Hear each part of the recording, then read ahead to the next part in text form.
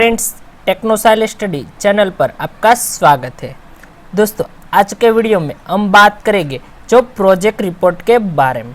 दोस्तों, final year project solution. दोस्तों, जो कंप्यूटर साइंस के जो फाइनल ईयर के प्रोजेक्ट है, तो उन स्टूडेंट्स को जो प्रोजेक्ट के रिपोर्ट है उसको सबमिट करने पड़ते हैं। तो प्रोजेक्ट रिपोर्ट क्या है और कैसे उसको सबमिट करना है और उनमें कौन कौन सी जो डिटेल्स है वो फिल करनी है, वो हम पूरी वीडियो में बात करेंगे। तो दोस्तों, आप वीडियो को एंड तक देखिएगा।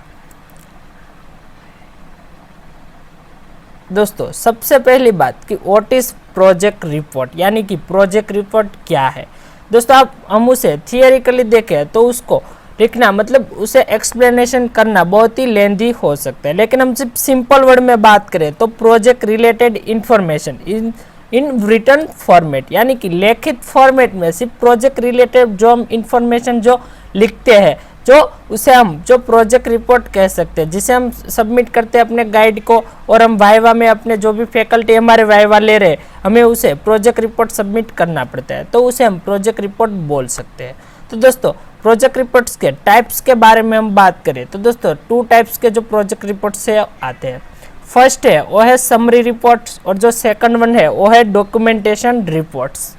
फर्स्ट रिपोर्ट की हम बात करें समरी रिपोर्ट की, तो दोस्तों this report is to be submitted to project guide report of turning during project work, यानी कि जो ये समरी रिपोर्ट्स है वो हमें अपने जो प्रोजेक्ट के गाइड है उसे हमें सबमिट करने पड़ते हैं। जब भी हम प्रोजेक्ट का जो वर्क्स है उसको स्टार्ट करते हैं तभी हमें फर्स्ट रिपोर्ट है उसको सबमिट करना पड़ता है।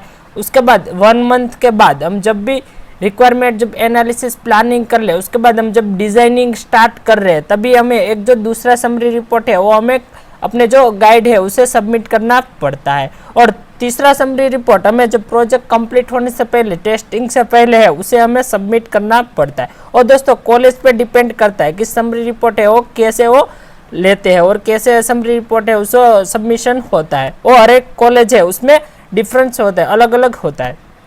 तो दोस्तों, आगे बात करें कि सेकंड नंबर के जो रिपोर्ट के बारे में, तो उनमें आता है दोस्तों डॉक्यूमेंटेशन रिपोर्ट। दोस्तों, जो डॉक्यूमेंटेशन रिपोर्ट है वो हमें जब भी हमारा प्रोजेक्ट है वो कंप्लीट हो जाए उसके बाद हमें सबमिट करना पड़ता है। ये जो डॉक्यूमेंटेशन का जो रिपोर्ट है उसे मतलब वो 50 या 60 पेज में मिनिमम होना चाहिए। उससे ज़्यादा भी हो सकता है, लेकिन दोस्तों मिनिमम 50 या 60 पेज में तो होना ही चाहिए। तो उनमें दोस्तों कौन कौन सी जो डिटेल है वो हमें फिल करनी होती है। तो उनमें दोस्तों बात करें तो this report to be submitted to project viva, यानी कि ये रिपोर्ट है वो प्रोजेक्ट वाइवा के टाइम में हमें सबमिट करना है। उनके बारे में डीप में देखें दोस्तों, तो यहाँ पे आप देख सकते हैं जो लेआउट पूरा जो है डॉक्यूमेंटेशन रिपोर्ट का, तो उनमें दोस्तों फर्स्ट आप यहाँ पे देख सकते हैं जो इंट्रोडक्शन, ये जो आप देख रहे हैं इंट्रोडक्शन, एम, मोटिवेशन, उसके बाद है जो बैकग्राउंड, उसमें दोस्तों रिव्यू एंड रिसर्च है, उसके बाद जो प्रोजेक्ट स्पेसिफिकेशंस है, उसके बाद जो प्रोजेक्ट एनालिसिस है, उसके बाद जो सॉल्यूशन डिज़ाइन है, उसके बाद जो इम्प्लीमेंटेशन है जिसमें टेस्टिंग के बारे में, उसके बाद इवेल्युएशन है, एंड लास्ट में जो समरी कंक्लूजन है। तो दोस्तों, ये जो डायग्राम था ये हमारा जो डॉक्यूमेंटेशन के जो रिपोर्ट है उसको रिप्रेजेंट करता है। उसके बाद दोस्तों हम डिटेल में उसको चैप्टर वाइज देखें कि कैसे उसको कंप्लीट करना है। तो यहाँ पे आप देख सकते हैं कि उसका जो फर्स्ट जो आपका चैप्टर रहेगा वो होगा प्रोजेक्ट इंट्रोडक्शन का। उनमें दोस्तों फर्स्ट में आपको जो कॉलेज और जो यूनिवर्सिटी लेवल के जो स्टार्टिंग पेज है, जो हर एक कॉलेज, हर एक जो हर कॉलेज वाइज, हर यूनिवर्सिटी वाइज जो डिफरेंट होता है, अलग होता है, आपको आपकी जो भी कॉलेज यूनिवर्सिटी में जो भी चल रहा है उसका जो पेज, उसे आपको फर्स्ट पेज बनाना है। उसके बाद सेकंड आपको एक्नॉलेजमेंट जो पेज है उसको आपको फिल करना होगा, उसका जो पूरा फॉर्मेट है। दोस्तों, यहाँ पे मैंने जो यहाँ पे कार्ड के रूप में जो यहाँ पे वीडियो दे दिया है, जहाँ से आप जो पूरा डॉक्यूमेंटेशन है उसको कैसे कंप्लीट करना है उसका वीडियो को आप देख पाएंगे। उसके बाद दोस्तों फर्स्ट चैप्टर की हम बात करें जिसमें हमने एक्नॉलेजमेंट पेज तक बात की। उसके बाद टेबल ऑफ कंटेंट, जिसमें आपको जो टेबल ऑफ कंटेंट है वो लिखना है कि कौन से जो पेज नंबर पे जो आपने कौन कौन सी जो फील्ड है वो ऐड किए है, कौन कौन से जो चैप्टर लगाए। उसके बाद टेबल ऑफ फिगर, यानी कि जो डायग्राम है, मतलब डायग्राम की जो फिगर है 4.1, 4.2 जैसे फॉर एग्जांपल के थ्रू, तो ऐसी जो पूरी टेबल फिगर है वो आपको लिखनी होगी। उसके बाद आपके जो प्रोजेक्ट का जो इंट्रोडक्शन है उसके बारे में एक आपको फॉर्म बनाना होगा और उसमें पूरी डिटेल लिखनी होगी। फर्स्ट आपकी जो डेफिनेशन रहेगी प्रोजेक्ट की वो, उसके बाद आपके प्रोजेक्ट का टाइप, जो आपने वेब एप्लीकेशन बनाया या तो आपने गेम एप्लीकेशन बनाया, डेस्कटॉप एप्लीकेशन बनाया या कोई मोबाइल एप्लीकेशन बनाए, तो जैसे भी आपकी प्रोजेक्ट की टाइप है उस वाइज आपको जो अपनी जो प्रोजेक्ट की टाइप है वो लिखनी होगी, वो इंट्रोडक्शन में। उसके बाद आपके जो प्रोजेक्ट का ड्यूरेशन है वो भी आपको इंट्रोडक्शन में लिखना होगा। आपके प्रोजेक्ट का गाइड, आपने कोई कंपनी के वाइज यानी कि कोई स्टार्टअप के थ्रू अपना प्रोजेक्ट कंप्लीट किया है तो उसकी डिटेल आपको यहाँ पे लिखनी है। उसके बाद आपका जो ऑब्जेक्टिव, जो एम है, जो प्रोजेक्ट का एम है वो आपको इंट्रोडक्शन में यहाँ पे लिखना होगा। तो इतनी डिटेल है वो मिनिमम दोस्तों इंट्रोडक्शन में होनी चाहिए। उसके बाद दोस्तों सेकंड नंबर के चैप्टर की बात करें तो रिक्वायरमेंट स्पेसिफिकेशन, यानी कि रिक्वायरमेंट स्पेसिफिकेशन में दोस्तों ऑब्जेक्टिव्स आता है। जो आपके प्रोजेक्ट का जो ऑब्जेक्टिव्स है वो आपको यहाँ पे डिटेल में लिखना है। उसके बाद हार्डवेयर रिक्वायरमेंट, आपके प्रोजेक्ट के लिए हार्डवेयर रिक्वायरमेंट कौन सी जो नीड है, उसकी ज़रूरत है वो आपको लिखनी होगी। उसके बाद सॉफ्टवेयर रिक्वायरमेंट में कौन कौन से टूल्स की ज़रूरत है। अगर आपने कोई सपोज मान लो आपने PHP में अपना प्रोजेक्ट कंप्लीट किया है तो सॉफ्टवेयर रिक्वायरमेंट में आपको जो ज़ैम्प सर्वर या तो वेब सर्वर MySQL का डेटाबेस है, उसके बाद Notepad++ है, जो भी आपने आईडी टूल्स का यूज़ किया तो उसकी डिटेल क्या है वो आपको सॉफ्टवेयर रिक्वायरमेंट में लिखनी होगी।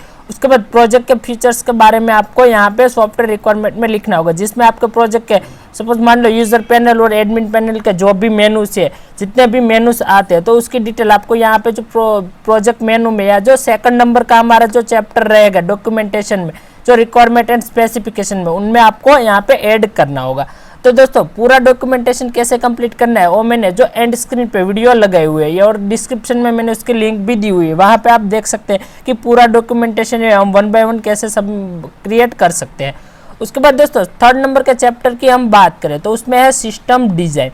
दोस्तों सिस्टम डिज़ाइन है वो चैप्टर बहुत ही इंपॉर्टेंट है। उनमें दोस्तों जो पूरे हमारा जो प्रोजेक्ट का जो फ्लो है वो पता चल जाता है। उनमें दोस्तों फर्स्ट है डेटा डिक्शनरी, यानी कि आपके जो डेटाबेस के जितने भी टेबल्स है, जितने भी आपने टेबल्स ड्रॉ किए तो उसके या तो स्क्रीनशॉट या तो आप डायग्राम उसके यहाँ पे आपको ऐड करने होंगे, जिसमें दोस्तों आपके प्रोजेक्ट के फील्ड के नेम, जो डेटा टाइप्स है, उसके बाद जो कंस्टेंट है, साइज है आपके फील्ड की, वो सारी डिटेल है वो आपको डेटा डिक्शनरी के जो टेबल्स है उसमें रिप्रेजेंट करनी होगी। उसके बाद सेकंड नंबर पे सिस्टम लेआउट। सिस्टम लेआउट में दोस्तों DFD यानी कि डेटा फ्लो डायग्राम, उसके बाद जो आपने जो भी SDLC मॉड्यूल का यूज़ किया है, सपोज मान लो आपने वाटरफॉल मॉड्यूल का यूज़ किया हो या तो स्पाइरल मॉड्यूल का यूज़ किया हो, इटरेटिव मॉड्यूल का यूज़ किया हो या तो V टाइप मॉड्यूल का, जो भी मॉड्यूल का आपने यूज़ किया है SDLC का, उस मॉड्यूल की पूरी डिटेल आपको यहाँ पे एक्सप्लेनेशन करनी होगी और उसका डायग्राम भी रिप्रेजेंट करना होगा। और उसके बाद जो डेटा फ्लो डायग्राम है, जो 0 लेवल, फर्स्ट लेवल और सेकंड लेवल तक DFD आती है, आपके जो भी प्रोजेक्ट के रिलेटेड, मतलब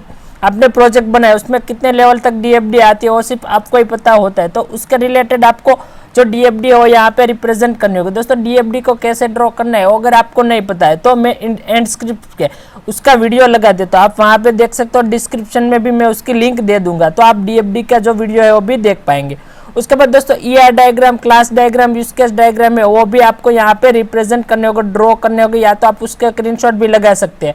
उसके बाद आपके प्रोजेक्ट के A to Z स्क्रीनशॉट है वो आपको सिस्टम डिजाइन का जो चैप्टर है उसमें लगाने होंगे, जहाँ से आप लॉग इन होते हैं वहाँ से लेके जब लॉग आउट तक यूजर होता है, उसके बाद जितनी भी फैसिलिटीज आपने दी है अपने प्रोजेक्ट में, तो सारे जो फैसिलिटीज, जो फीचर्स है, मेनूस है, उसके जो स्क्रीनशॉट है वो आपको यहाँ पे लगाने होंगे, ताकि जो भी आपका वाइवा ले रहे हो वो आपका स्क्रीनशॉट देख के आसानी से आपका प्रोजेक्ट है वो समझ सके। उसके बाद दोस्तों फोर्थ नंबर के चैप्टर की बात करें तो टेस्टिंग एंड इम्प्लीमेंटेशन। दोस्तों टेस्टिंग एंड इम्प्लीमेंटेशन जब भी आप वाइवा देंगे तो आपको टेस्टिंग एंड इम्प्लीमेंटेशन में से अवश्य ही क्वेश्चन पूछे जाएंगे। उनमें दोस्तों आगे बात करें तो इंट्रोडक्शन ऑफ टेस्टिंग, आपको टेस्टिंग का इंट्रोडक्शन है, फर्स्ट आपको जो डॉक्यूमेंटेशन रिपोर्ट है उसमें रिप्रेजेंट करना होगा। उसके बाद जो 3 टाइप के जो टेस्टर आते हैं उसमें दोस्तों ब्लैक बॉक्स टेस्टिंग है, व्हाइट बॉक्स टेस्टर और ग्रे बॉक्स टेस्टिंग है, जो तीनों के टेस्टर है उसकी डिटेल आपको एक्सप्लेनेशन करनी होगी। और अगर आपने प्रोजेक्ट आपने खुद ही बनाए और टेस्टर भी आप खुद ही है तो आपको जो ग्रे बॉक्स टेस्टर है उसकी डिटेल है और डीप में लिखनी होगी और एक्सप्लेन करना होगा, और उसका डायग्राम भी है उसको रिप्रेजेंट करना होगा। तो ये सारी डिटेल्स आपको दोस्तों जो मतलब टेस्टिंग एंड इम्प्लीमेंटेशन में देनी होगी। उसके बाद दोस्तों लास्ट चैप्टर की हम बात करें तो कंक्लूजन। दोस्तों कंक्लूजन में बात करें तो फर्स्ट आपको आपका जो प्रोजेक्ट है उसका शॉर्ट में एक कंक्लूजन है वो देना होगा। उसके बाद लिमिटेशन ऑफ सिस्टम, आपके जो भी सिस्टम आपने बनाए उसकी जो भी लिमिटेशंस है वो आपको कंक्लूजन का जो चैप्टर है, लास्ट चैप्टर, उसमें आपको ऐड करना होगा। उनमें दोस्तों फॉर एग्जाम्पल के थ्रू आप देखें तो लिमिटेशन, अगर आपने कोई ऑनलाइन वेब एप्लीकेशन बनाए तो आप ऑफलाइन है वो आपकी लिमिटेशन होती है, और आपने जो भी फीचर्स ऐड नहीं किए जिसकी ज़रूरत हो सकती है और ऐसे फीचर्स आपने ऐड नहीं किए तो उसको आप अपनी प्रोजेक्ट की लिमिटेशन कह सकते हो। उसके बाद आपका जो आपने जो रिस्पॉन्सिव प्रोजेक्ट नहीं बनाया, सिर्फ आपका डेस्कटॉप साइज में ओपन हो रहा है, तो आपको जो डेस्कटॉप जो साइज जो भी आप सॉफ्टवेयर टूल्स की ज़रूरत है उसे आप लिमिटेशन में ऐड कर सकते हैं। उसके बाद बात करें तो बिब्लियोग्राफी में दोस्तों आपने जो भी साइट से ऑनलाइन हेल्प ली है या तो ऑफलाइन हेल्प ली है, तो वो जो जहाँ से भी आपने हेल्प ली है अपना प्रोजेक्ट कंप्लीट करने के लिए, तो उसकी डिटेल आपको यहाँ पे ऐड करनी है।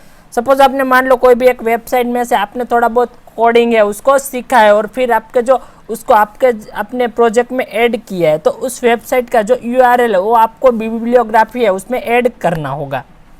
उसके बाद लास्ट में आपको जो प्रोजेक्ट की समरी है उसको ऐड करना है। प्रोजेक्ट की जो समरी है उसको शॉर्ट में लिख देना है कंक्लूजन के चैप्टर में, और यहाँ पे दोस्तों आपका जो डॉक्यूमेंटेशन है वो कंप्लीट हो जाता है। तो दोस्तों हमें उम्मीद है कि आपको वीडियो पसंद आएगा। दोस्तों अगर आपको वीडियो पसंद आया तो वीडियो को लाइक करो, शेयर करो और कमेंट करो, और अभी तक आपने हमारी चैनल टेक्नो साइल स्टडी को सब्सक्राइब नहीं किया तो प्लीज़ दोस्तों हमारी चैनल टेक्नो साइल स्टडी को सब्सक्राइब कर दीजिएगा, ताकि जब भी न्यू वीडियो अपलोड हो तो उसकी नोटिफिकेशन आप तक पहुंच जाए।